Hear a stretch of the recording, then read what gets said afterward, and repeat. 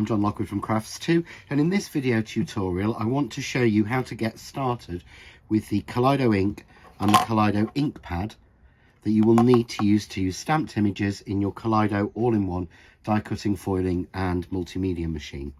So it is really simple, but I think it's best to sort of give everyone a real idea of what we do. So when you first receive your ink, it will have a seal in it.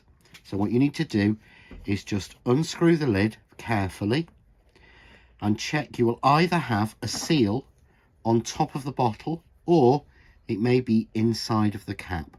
And all you need to do, make sure you place the ink far away. You don't want to tip that over.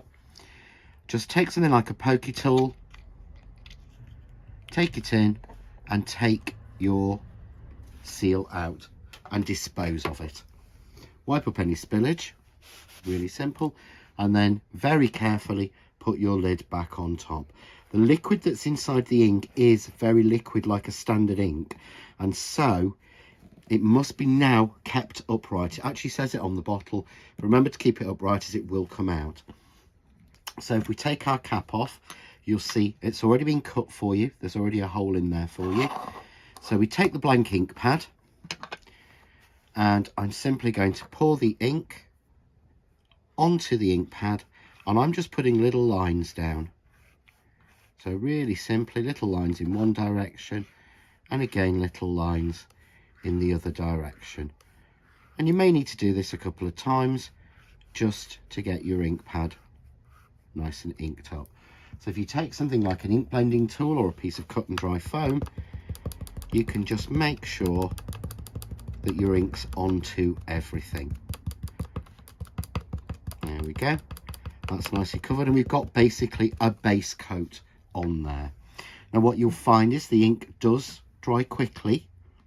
It's part of the chemical process that's made. So to refill your ink pad, simply lay your bottle on top and almost allow the capillary action to pull the ink in. Don't over squeeze because you're going to over flood it, and you can just keep adding ink as you need it. So as you notice that your stamped image isn't coming out perfectly clearly, then you just need to add a little bit more ink to your pad. And once you've got your ink pad done, you can just put your lid on. Your lid is airtight, so the lid is actually an airtight lid. However, the ink does evaporate even though it's airtight and starts to dry out. So don't overfill your ink pad. Keep your Kaleido ink nice and handy and just re-ink your pad whenever you need to.